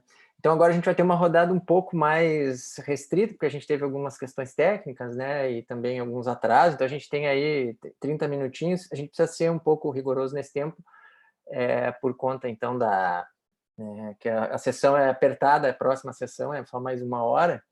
Então assim, eu tenho de inscrições aqui Mário e Marcelo. E aí, bom, o Jorge, pelo que eu entendi, ele perguntou se podia compartilhar o site, acho que já foi compartilhado, né? Então, a gente faz uma primeira rodada, o Mário, o Marcelo e eu com as minhas prerrogativas legais aqui também vou fazer questões. Então, eu vou passar direto a palavra então, para o Mário, e depois para o Marcelo, e depois, enfim, eu engato, a gente faz uma primeira rodada, e aí depois a gente, acho que tem um tempo para uma segunda, dependendo aí, né? Beleza. E aí, gente? Bom dia. Eu quero fazer aqui um comentário. Queria ouvir mais o Gustavo. Né? Eu gostei bastante aí do formato também, né? Que apresentou, assim, achei que deu várias imagens aqui, né? Te ouvindo falar, Gustavo. E eu queria que tu comentasse um pouco mais, né? Da questão do caos, né? O caos, né? Porque o que acontece? O caos, né? Ele é todas as possibilidades e tal. Só que ele, ao mesmo tempo, ele tem uma questão assim de como que uma espécie de primitivismo, né? Assim, a gente buscar o caos, né? Isso passa pela obra do Deleuze também. É uma espécie assim de crença numa volta primordial, né? Só que a gente nunca chega, né, no caos absoluto, assim, nem mesmo no som e tal, né, na música. enfim. E daí o que eu queria te ouvir falar mais é sobre essa questão, né? É uma busca, né? Uma busca do caos, como é que é, né? Eu achei interessante porque é uma garantia, né? Mesmo se for uma utopia, uma busca pelo caos como utopia, ainda é uma busca que não produz ideais, né? Tu até comentou, né? E a outra questão é, tipo assim, qual é a relação, né, que tu vê, que tu falasse, qual é a relação que tu vê do caos e do corpo, né? Porque daí seria o corpo tipo, um elemento, assim, seria o corpo como o corpo sem órgãos, assim, um corpo mais desestratificado, como é que fica isso daí? Mas é um comentário para te ouvir falar mais, beleza? Obrigado. Marcelo, quer engatar aí? Sim, vamos lá, então, eu queria parabenizar de saída aos 4 trabalhos, ou em espanhol, felicitaciones, sim, e eu só vou fazer uma pergunta para a Heloísa, então, né, para não ocupar espaço dos outros que queiram fazer perguntas também. Queria aproveitar, né, Elo, se tu puder comentar um pouco mais sobre essa relação do público e do privado, né, de como é que isso se reorganiza nesses espaços, dessas performances, né? Eu fiquei pensando um pouco, porque eu estou escrevendo um artigo com o Mário Arruda e com o Vitor Pires, né, sobre as lives no YouTube, né? E um dos nossos objetos, alguns objetos, por exemplo, foi o show que a Ivete Sangalo fez na cozinha dela, né, que ela passou na TV, e também uma performance do vocalista do Raça Negra na sua piscina, né? Uma coisa assim meio brega chique, assim, com drones passando por cima, né? E os vizinhos reclamando do som. E aí parece ter uma reorganização, assim, né? De usar um espaço teu privado para transformar em público, mas, por outro lado, tu tá violentamente, né? Talvez invadindo o espaço privado de outrem, né? Dos vizinhos. Me parece aí um espaço bem interessante para discutir questões da semiótica da cultura, inclusive, né? E aí vem a minha emenda aqui, então, concluindo, que eu queria te ouvir falar um pouco, né? Tu citaste o Lotman, mas tu não teve tempo ali, né? Pelo que eu percebi, assim, tempo para poder explorar isso mais. Então, se tu puder usar agora esse espaço, eu acho que tô até te concedendo aqui espaço para poder falar um pouco mais, que eu achei bem interessante. Inclusive, a gente pode dialogar em outro momento aí sobre esses nossos trabalhos. Obrigado. Sim, eu agradeço a pergunta. E é justamente, eu comecei a pensar sobre, né? Heloísa. Não está saindo? Já fazer uma rodada, eu acho. Não, vamos fechar a rodada e daí a gente responde. Desculpa. Na hora. Desculpa te cortar. Então, só queria engatar uma questão aí, são duas para o Ricardo, e aí já uma para o Javier e para a Sara, e aí depois acho que a gente faz, a Heloísa tem uma para fazer também, daí a gente faz essa primeira rodada, tá? Para o Ricardo, a Heloísa queria saber o que é orgânica sonora, naquelas catalogações lá que apareceram, e eu queria também, fiquei curioso para te ouvir, Ricardo, sobre que tipo de essas músicas em cena, né? Se eu não sei também qual é assim o estilo, pelo que me pareceu esse teatro, assim, é um teatro mais clássico, assim, mas se existem também experimentações ou se é uma coisa mais acústica, né? Você já tem usos tecnológicos, né? E assim, enfim, essas músicas tocadas em cena aí, que você catalogou aí. E aí para o Javier e para a Sara, queria escutar um pouquinho mais sobre como é esta cena musical, se essa cena que me parece uma cena média, né, do rock experimental, se os artistas conseguem subsistir dessa música ou se são coisas mais amadoras, assim, que participam neste projeto. E aí passo para a Heloísa, então ela quer fazer uma pergunta, né?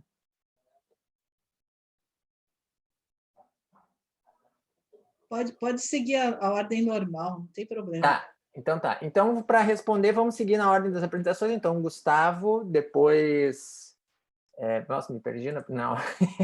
Gustavo, depois Ricardo, depois a gente segue. Heloísa e Sara e Javier. Vai. Bueno, primeiro parabenizar aí, né, quem apresentou também. A gente fica, às vezes, fala pro primeiro, não consegue depois falar do trabalho dos outros, mas gostei muito de ouvir, assim, e de ver. E agradecer quem, como eu disse no texto, pacientemente me ouviu, né? Que acho que é uma coisa que às vezes a gente impõe, assim, vocês vão me ouvir agora, que bom. Então agradeço por terem ouvido. Mário, sobre o caos, eu acho que o caos cosmo, corpo, ele vai vindo junto, assim, né? Eu não sei, assim, se essa busca pelo caos, sabe? Eu acho que talvez não seja muito nesse sentido. A perspectiva que eu penso mais é um lidar com o caos, sabe? É não fugir. É tipo, eu não busco porque eu não vou viver no caos, não vou viver como caos, mas eu não ignoro ele, né? Acho que tem aquela passagem do D.H. Lawrence, que é citada no que é filosofia, mas que é a questão de que às vezes a gente constrói um guarda-chuva que nos tapa do caos e a gente cria rasgos nesse guarda-chuva, pinta um firmamento do guarda-chuva para esconder e que isso nos ilude até um certo momento, né? Então eu acho que a questão mais é de entender que o caos ele tá, né, ele existe e que a gente vai criar em cima dele, a partir dele, no sentido bem o que falam no que é filosofia e também ao longo da obra de Deleuze e Guattari e deles individualmente, da gente entender que a gente pode se atrever a cortar uma fatia desse caos, né? Traçar um plano a partir do momento que a gente corta uma fatia, e aí a gente vai desenhar em cima desse plano. A gente vai, ao traçar um plano, né? Eu acho que o plano é uma palavra boa, porque ela tem tanto a questão de ser um plano superfície, como a questão de ser um plano planejamento, projeção, né? E acho que lidar com esses dois lados do plano, assim, cortar uma fatia do caos e planejar o que a gente vai fazer em cima. E aí, nesse sentido que eu estou articulando agora no meu mestrado, é como as linhas do Tim Ingold se relacionam nesse desenho, né, sobre o caos, assim. E acho que a questão do corpo, ela vai vir nesse sentido. Eu comecei, né, aí só brevemente, assim, eu cheguei nessa linha de pensamento justamente pensando o corpo, né? Só que eu comecei pensando no corpo humano, o corpo, esse corpo aqui, esses corpos que estão aqui. E aí, a partir do momento que eu fui aprofundando os estudos no corpo, eu fui saindo desse corpo e indo mais para o corpo desestratificado, para o corpo sem órgãos, para o Artaud, para o Spinoza, né? E acho que condiz, é muito difícil falar de causa e falar de corpo rapidamente, porque a gente pode ficar no clichê, né?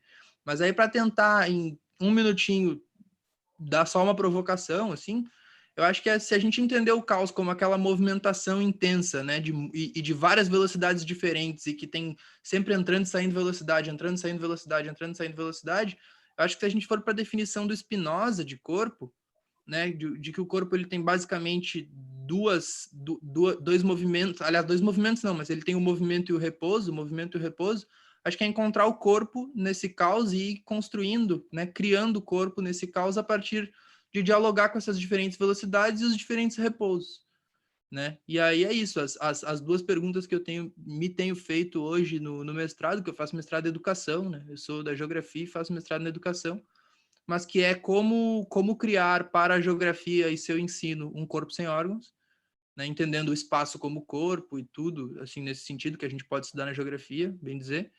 E a partir do Paul Klee, que o Ingold traz das linhas de darem um passeio, aquela provocação que eu fiz no final da apresentação, das linhas de dançar, né? De chamar as linhas para dançar. Eu acho que eu não sei se provavelmente eu não te respondi, mas acho que a ideia também não era pergunta e resposta, né? Acho que é experimentação enfim, mas obrigado pela pergunta, obrigado por vocês me escutarem, parabéns para todo mundo. E é isso. Muito, muito bem, obrigado, Gustavo. Ricardo, então? Eu queria começar também por dar os parabéns a todos, e é um prazer conhecer-vos, não conhecia ninguém, foi uma sessão muito estimulante. Se calhar eu começo por responder à última pergunta sobre a questão da experimentação sonora e o facto de ser um teatro clássico. Na verdade, eu escolhi este teatro nacional porque ele desde o final do século XX que não tem uma companhia, portanto não existe uma companhia, não sei como é que funciona aí no Brasil, mas aqui em Portugal havia uma companhia do Teatro Nacional que fazia sobretudo teatro de repertório, mas no final do século XX isso deixou de acontecer. Então o que acontece hoje em dia com o Teatro Nacional é que ele no fundo serve de mostra daquilo que se faz nas artes cênicas e portanto tanto tem grupos emergentes, de companhias de teatro recentes, a fazer um teatro mais experimental, como tem outras já com uma estética mais definida. E, portanto, na verdade, aquilo que nós encontramos é um bocadinho de tudo. Tanto podemos ter um espetáculo, por exemplo, com um saxofone, uma bateria, onde fazem música de jazz improvisado, jazz contemporâneo, como podemos ter uma estética, lá está, mais clássica, com uma orquestra, ou música eletrónica gravada, manipulada ao vivo. Portanto, na verdade, encontra-se realmente de tudo, e o que me interessa nesta questão é perceber a relação que estes diferentes géneros, estas diferentes estéticas, como é que elas se relacionam com a dramaturgia, como é que elas contribuem para a criação de um teatro contemporâneo.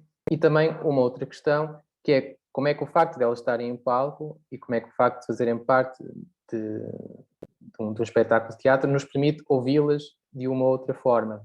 Só um pequeno exemplo, por exemplo, um dos espetáculos sobre o qual eu estou a trabalhar e a analisar mais detalhadamente, chama-se Ensaio com uma Cartografia, e é basicamente um espetáculo criado pela encenadora Mónica Calha, sem texto. Portanto, a única coisa que acontece são os corpos das atrizes e bailarinas em palco, que estão nuas o tempo todo, e dançam o bolero de Ravel.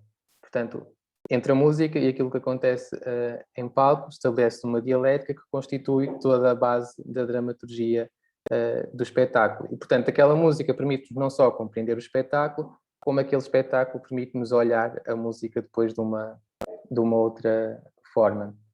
E pronto, no fundo esta apresentação foi muito genérica, digamos assim, muito descritiva, no fundo só para sinalizar que existe este património, pelo menos aqui em Portugal não existe muito interesse em estudá-lo, mas fazem-se coisas muito interessantes relacionadas da música com o teatro, e no fundo esta comunicação serve para sinalizar esse património sonoro que existe e que importa estudar. Em relação à outra questão de Heloíse, que é muito interessante, do que é a orgânica sonora, é de facto uma pergunta que eu também tenho tentado responder. O que me parece é que é uma mistura entre aquilo que seria o desenho de som, não é? Mas que é um desenho de som que não se pretende puramente técnico, não é?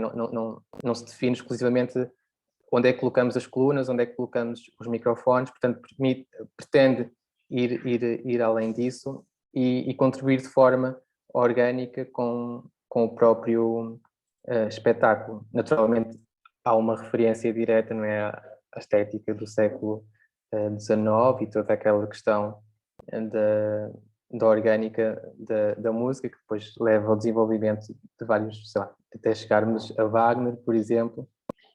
Mas eu acho que a orgânica sonora neste contexto é sobretudo um desenho de som que procura, lá está, contribuir para o espetáculo de forma orgânica, criando outros níveis de significado que nos permitem ter outras leituras do espetáculo. Obrigado, Ricardo. Então, agora vamos com a Heloísa. Pois é. Então, eu não cheguei a desenvolver tudo isso, respondendo também ao Jonathan, que estende um pouco a questão. Por quê? Porque eu não pensei inicialmente nessa questão do público e privado, embora seja a questão que o pessoal da comunicação mais estuda, né? Questões de recepção e tudo, mas eu tomei as dores, digamos assim, do lado de quem está atrás das câmeras, dos palcos, etc., e quem está na varanda, né?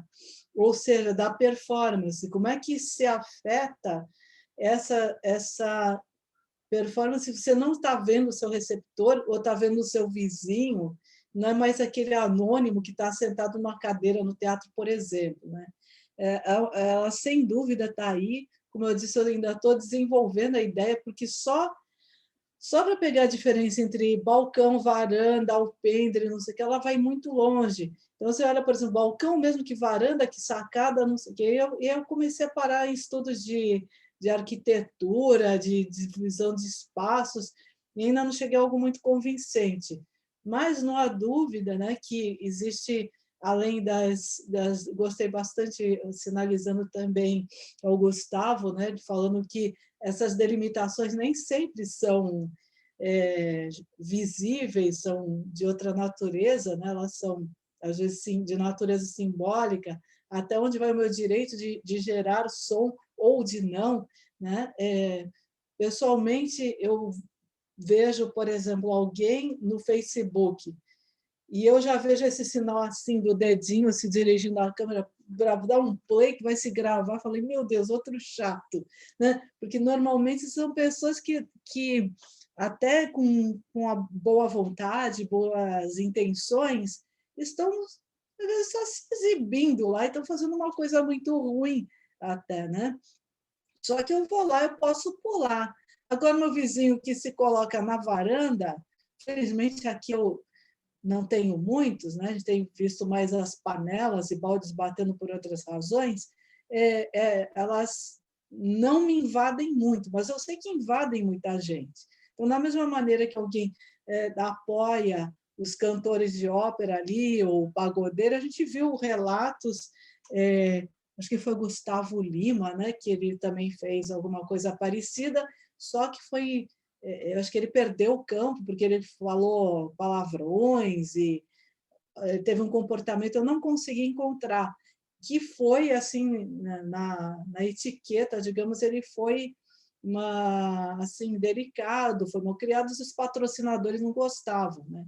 Então, a gente tem sempre aquela coisa que também é visível, observável agora com os campeonatos, agora não, agora quer dizer que tiraram, né?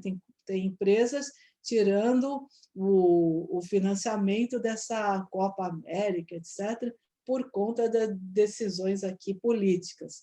Mas a gente sabe que sempre essas pessoas estão sendo mantidas assim por um apoio que é de natureza comercial, empresarial, às vezes tem a gravadora aí por trás, então a questão vai muito longe, e eu não consegui avançar muito nisso, de repente eu estou com uma outra tese, quando não era a intenção, mas o fato disso ter sido algo meio pontual, né?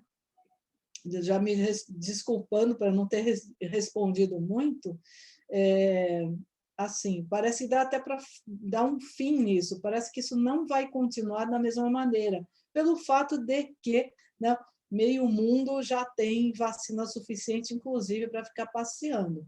Mas a minha escolha para falar do Lotman foi justamente de delimitar aquelas questões da semiosfera, o que constituiria uma semiosfera nessa perspectiva, outra. Eu até desenhei uns negócios assim que eu não consigo muito bem, coisas de dentro para fora, de fora para dentro, e aí depois as outras implicações que isso teria, porque nunca vai ser monolítico isso, né? Se eu estou cantando na varanda aqui e alguém recebe de uma forma favorável, eu não sei se vai aparecer ali com alguém com celular e vai me filmar, como foi no caso de Varelo, né? Parece que fecharam a cidade e acordou todo mundo com um pianista tocando Odeon. Aliás, a notinha que eu achei interessante, né? Que Odeon, para quem não sabe, só me alongando porque eu achei interessante. O Ernesto Nazaré era um compositor pianista e ele tocava no cinema Odeon, no saguão, para aguardar a entrada, o início do filme. E disse que muita gente ia para o cinema para ouvir ele tocar, né? E aqui a gente tem uma inversão, né? Um pianista italiano sai pela viela tocando Odeon, porque o sentido inverso que aconteceu com o Ernesto Nazaré, né? Então, assim, voltando à questão, sem fugir dela, né? O Jonathan fala das varandinhas, do público privado, também das relações dos botecos. Isso se estende a outras questões também, os músicos de rua aqui, né? Que estão lá, às vezes, sem a gente querer, sem a gente poder, mas, no fundo, estão lá porque não podem, no bar ganham menos, enfim.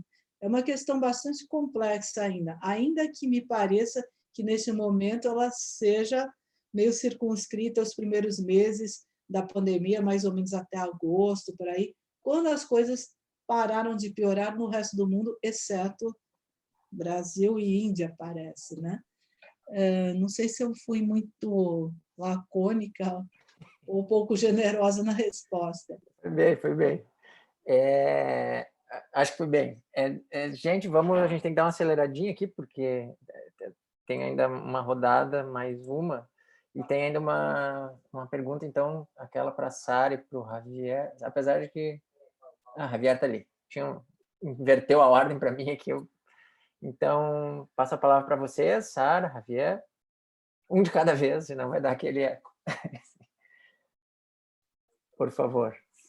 Sí, bueno, los músicos son esencialmente, más que profesionales, muchos de ellos tienen ya música original, entonces en realidad la complejidad de la ejecución, pues bueno, va de acuerdo a sus conocimientos, pero en realidad digamos que no, o sea, no son músicos egresados de alguna escuela como tal, son músicos empíricos que tienen cierto bagaje y sobre todo, y el énfasis es en que tienen composiciones originales, son composiciones propias. Y hay una sesión que va a salir, bueno, que viene en las próximas semanas, que es de son jarocho, y ahí, bueno, un poco es distinto, ¿no? Ya que la tradición del son jarocho, bueno, pues es muy diversa, son versos, es una música muy cambiante, los acordes siempre son distintos, pero son sones que se pueden modificar, es decir, una canción que se llama El Buscapié, por ejemplo, puede modificar su letra conforme la vayan tocando, ¿no? Nunca se toca igual y nunca se dice lo mismo.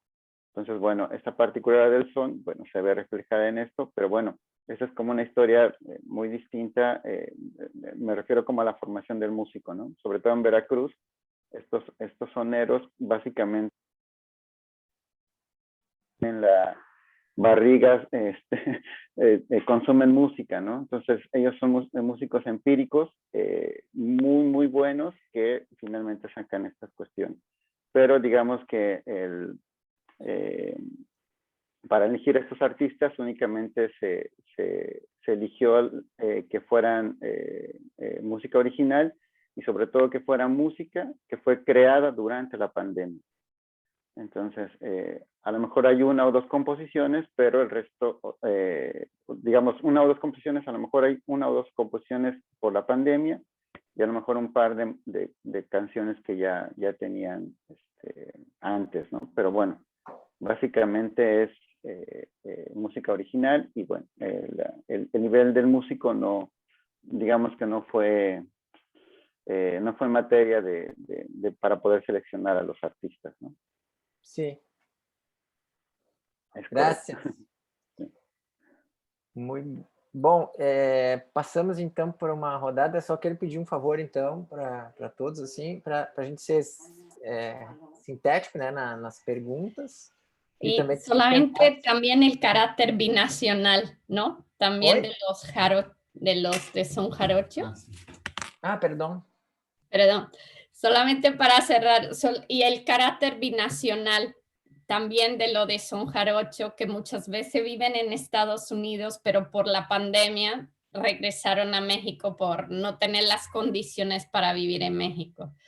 Entonces, pues demuestra un poco toda esa binacionalidad, ¿no? Y la interpretación de rock, del indie, que sí es ya un rock muy fusión, ¿no? Por así decirlo, y el jazz también, ¿no? Que es también otro elemento aquí muy, muy fuerte, y había muchos festivales antes que se suspendieron, entonces ahí se quedó en el vacío, ¿no? Sin espacios y con la gana de reinventarse y seguir desde casa. Entonces, bueno, esa era la cuestión, reflejar este binacionalismo, esa mezcla que nunca acaba, ¿no? A pesar del cierre de la frontera, hay una pues no se acaba, ¿no? Realmente la música permite esa conexión que a veces la frontera material impide, y esa es también el reclamo del Festival del Son Jarocho. Y que de hecho un poco retomando lo que estaba comentando Eloísa, se hizo desde casa. Los más famosos son jarocheros del mundo hicieron para el festival hicieron un quédate en casa en 2020, que no se realizó el son jarocho, ¿no? Entonces, solamente para retomar esa tradición del quédate en casa, ¿no? Y el lockdown. Pues ya quisiera. Gracias. Bueno, Heloísa estava inscrita e teve que, disse que vai sair, né, Heloísa? Então, vamos... Eu respondi errado, desculpe, eu mandar um negócio que o Marcelo mandou para você. Era só uma... A gente vai ficando abobada aqui com uma alergia. Era só um comentário que no comecinho o Gustavo não se identificou, e eu achei muito interessante o fato dele ser geógrafo. Bom, sem comentar o texto dele, é interessantíssimo, etc., eu só queria marcar que existe um estudo que está num livro disponível, acho que em PDF, até daquela coleção Signos, Primeiros Passos, do JJ de Moraes, chama O que é Música. E ele não avançou na tese dele, porque ele colocou um capítulo pequenininho lá, bastante esclarecedor, chamado Maneiras de Ouvir, e ele coloca primeiro o ouvir com o corpo, depois com o sentimento, depois com o intelecto, mas, seguindo o Peirce, não seria assim, seria primeiro ouvir com o sentimento, para depois ouvir com o corpo. Isso põe uma pequena nuance, meio difícil de aceitar, mas com o tempo eu aceitei, só para caso você possa, Gustavo, dar uma olhadinha, porque eu acho que isso, você pegou pela filosofia, cairia bem. Era só isso. Maravilha. Então, passo para o Gabriel, depois para o Jorge, aí fazendo aquele pedido, infelizmente o tempo está um pouco escasso, se puderem ser assim, bem sintéticos na pergunta aí. Eu ia fazer uma pergunta, mas na primeira rodada, mas eu acho que foi contemplada, assim. Eu ia arriscar no portunhol aqui, falar sobre como é que rolou a pesquisa e tal, como é que se aconteceu entrevistas, como é que foi, mas eu acho que foi já, né? Acho que eu passo a vez. Ah, tá. Tudo bem, sabe? Também não quero ser um pequeno ditador, né, na condução aqui. Tá, obrigado, Gabriel. Então, eu vou passar para o Jorge. Bueno, lo digo brevemente. Básicamente quería comentar que encontré mucha riqueza en todas las perspectivas que se presentaron. Por una parte, pues se habló de cómo la pandemia nos está obligando a vivir desde un lugar distinto a nuestros cuerpos, ¿no? Nuestros afectos, nuestras expresiones. Me agradó mucho cómo Gustavo nos habló de la importancia del silencio y del duelo, ¿no? Pero al mismo tiempo Eloísa nos hablaba de la importancia de cantar y proyectar públicamente nuestra voz y del derecho que tenemos también de hacer ruido, ¿no? Y de alguna manera, y también de complementar los procesos de duelo con procesos de gozo. Entonces, pues solamente quería comentar eso, que algo que a mí me queda de esta mesa es la necesidad de pensar las cosas de manera compleja, justamente apelando a pensamientos como el de Lotman, y a pensar que tenemos un trabajo muy grande para poder mirar desde muchas perspectivas el problema. A mí me queda una pregunta que, bueno, solo la dejo como una reflexión, sobre todo a partir de la última ponencia de Sara y de Javier, sobre cómo se relacionan estos trabajos que hacemos como artistas independientes con las responsabilidades del Estado, ¿no? Para también considerar la importancia de la cultura en tiempos de crisis, cuando parece que todo lo demás es prioritario, ¿no? La economía, la salud, por supuesto, son las cosas que se ven inmediatamente urgentes, pero ¿qué papel tiene el Estado con la cultura, ¿no? Y qué responsabilidad tiene. Entonces a mí me queda esa pregunta así como abierta. Pero nada, agradecerles mucho y decirles que fue muy significativa la reflexión que se presentó hoy para mí.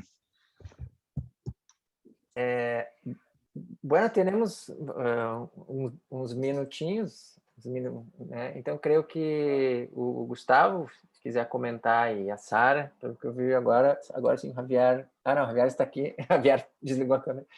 Então, Sara e Javier, se querem comentar la cuestión de Jorge también, si quedan à vontade. Perdão por ser tão agressivo, Gustavo.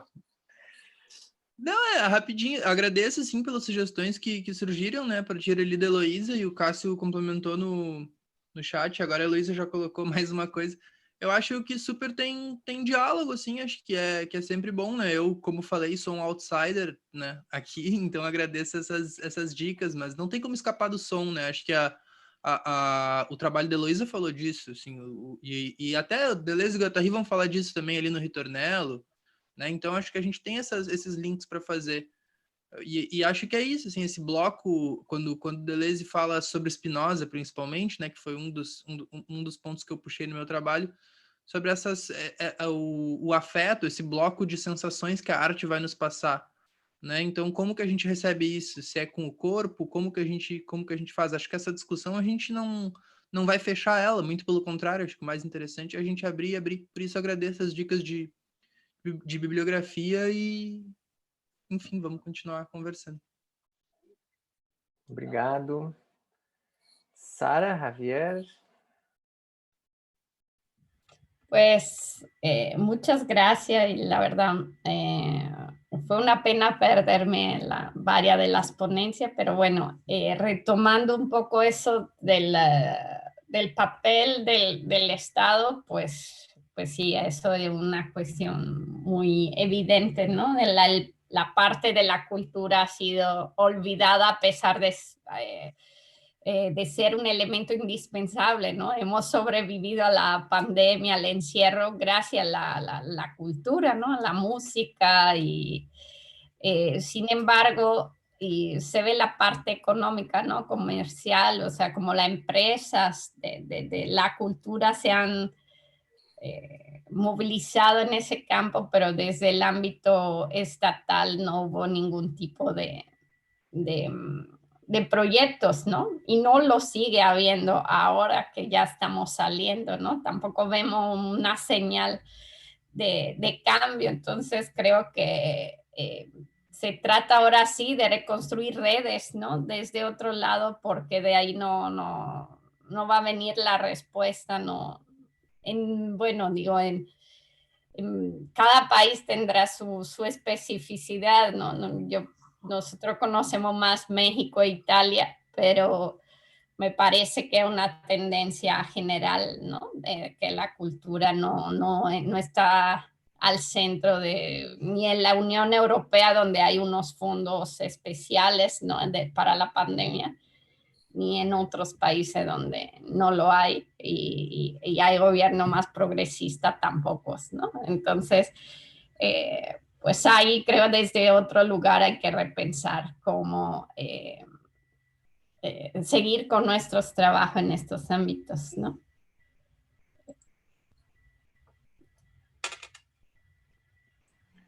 Gracias. Bom, creio que acho que foi uma excelente sessão aí. Eu acho que a gente pode ir encerrando, né? Já que a gente tem na sequência aqui já várias outros compromissos e eventos. Eu queria só fazer um aviso, então, para vocês, uma chamada, na realidade, para as nossas performances de hoje às 5. Eu vou colar um link aqui, gente. Eu vou fazer uma performance, então agora vou fazer aproveitando o espaço aqui também, vou fazer uma autopromoção aqui. Eu colei um link aí que é de um trabalho que envolve assim, a dupla que a gente vai fazer um trabalho hoje, que é de um artista, sou eu e um artista aí que mora em El Rocha, aqui no Uruguai, o Joseph Ibrahim. Então, hoje, e lembrando todos que as performances são a partir das 5 da tarde. Eu acho que o Marcelo disse que ontem talvez teve alguma confusão com esse horário, então é a partir das 5. E a gente, o Jorge mora num lugar um pouco inóspito, então ele não vai conseguir participar ao vivo, mas a gente vai fazer uma interação aí assíncrona, com vídeos e, enfim, sons. Então, se puderem prestigiar, aí seria vai ser bem legal.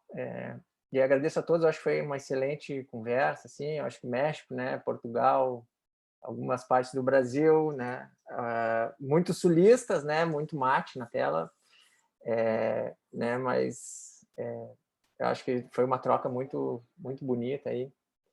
E agradeço a oportunidade também para o Marcelo e para a equipe aí de poder, então, conduzir esse processo. Espero que tenha ficado, assim, né, a contento aí de vocês e nos vemos à tarde, gente. A partir da 1h, então, nessa mesma sala. Marcelo, tu vai deixar aberta a sala? Isso, Felipe, muito obrigado por fazer a mediação aí, ajudar a gente, né? A gente fica bem sobrecarregado com muitas coisas, né? E a participação de vocês tem sido fundamental, inclusive, para enriquecer o debate. Agradecer também hoje, em especial, a Camila, que traduziu, né, do espanhol para o português para o espanhol, ajudando os colegas. Isso é também super importante. Eu vou deixar a sala aberta aqui, gente, se vocês quiserem bater papo, tal, eu vou fazer o meu almoço aqui. E aí, a partir da 1h50, quem for apresentar na próxima sessão, né, a gente já faz os testes de PowerPoint, aquela coisa toda, tá? E aí é isso, Felipe, vamos apoiar os artistas, pessoal, né? Vamos assistir as performances às 5 da tarde, na sala principal. E já ficamos lá também para a sessão de encerramento com a Lei de Incentivo e a Biarritz. Vai ter outra sessão depois também, né? A Isabel Nogueira e o Luciano Zanata, que mediaram a primeira sessão do nosso GT, vão fazer uma performance ao vivo também, né? E depois tem a festa, né? Quem puder ficar para a festa, nem que seja só para dar um oi ali, ficar uns minutinhos, né? A gente troca um papo aqui na sala principal. Eu vou ver com o Mário depois para a gente criar uma sala simultâneas também para fazer os petit comitê, né? Era isso, gente. Valeu. Mas Valeu. A sala está disponível, se vocês quiserem jogar a conversa fora agora, fiquem à vontade aí, tá? Beleza. Obrigado. Gente. Valeu. Ótimos trabalhos. Vamos que vamos! Sara, quiero hablar un poquito contigo y Javier. Hasta en Brasil, Rio Grande do Sul, tenemos una casa de shows, un espacio para música, que es algo parecido. Pero